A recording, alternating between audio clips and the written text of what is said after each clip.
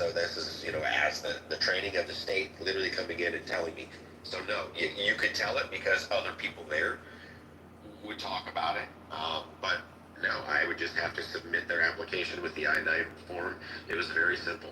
They just didn't want us as businesses to be getting involved into trying to determine and then being held liable. So they wanted us to understand that they show it, it's on them, and as I believe it's Roger or whatever was saying, the burden falls back on them, not me as the employer. So that's kind of where you look at it. You can be skeptical, and you just go.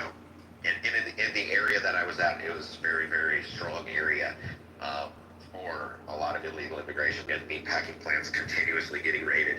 Then it's one of the largest places in the country for hog confinements, and so there's a lot of that area. So they do a lot of that to kind of protect small businesses in the rural area. So that's kind of it. You have your you have your thoughts. You can look at an idea and say this looks really shady, but no, just do it. Let me just say, I appreciate your transparency.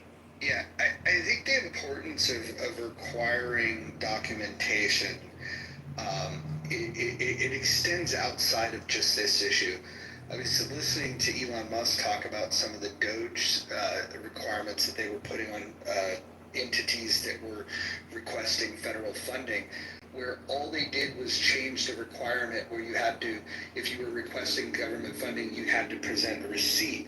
And then all of a sudden, entities that were requesting tons of federal funding, once that requirement went in, they wouldn't submit a single thing anymore because either they didn't have the receipt or they knew they were full of shit. And so just simply having these guardrails and creating a process where people have to present a paper trail of what they're doing, because if you then falsely report something, then that's a crime. And so I think this is the way to go. I think this is we're a nation of law.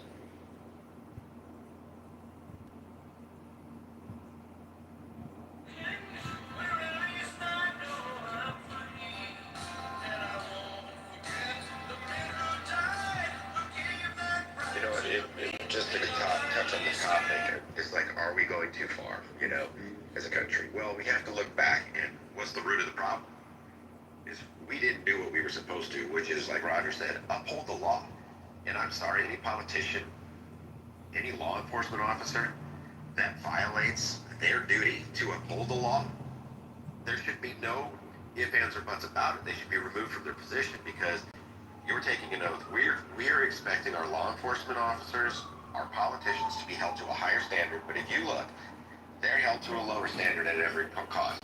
Sexual harassment, taxpayer, they stay in their position, because once they come to a settlement, the taxpayer pays for that. If it were you and I, we would lose our job, potentially go to jail, get sued, right? This doesn't happen to them. Everybody's above the law. And the fact is that we had an administration that did not, I don't want to even get political, but we just look at the numbers, did zero to uphold that border. Trump wasn't even in office that morning. They said that the border, the encounters were damn near zero, because they just knew what was coming. So when people understood, they're upholding the law now, it stopped. So we can talk about the cost of it, is it right, all this stuff, but we need to start holding people accountable for failures that lead to these problems. I mean, they're saying that we've got over 1,000 people from Iran here that they're concerned about. During the Biden administration, Department of Homeland Security raised the terror threat to the highest level ever for us here at home, domestically. That was them. That's not Trump's Department of Homeland Security that did it. That was Biden's. So we know what's here, and it's only here because we didn't do our job, and now we're doing the job, and everybody wants to say that's going too far. I disagree. Like Roger just said, we're a nation of laws. Guess what?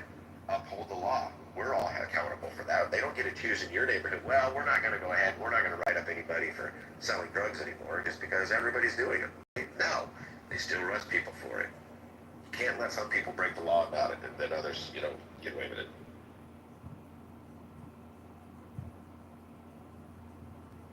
To also include, Lori, there's a lot of illegals that come over. They've learned how to game the system, and when the system doesn't uphold the structure for what the laws are stood for, then everyone's going to of it to include it's profitable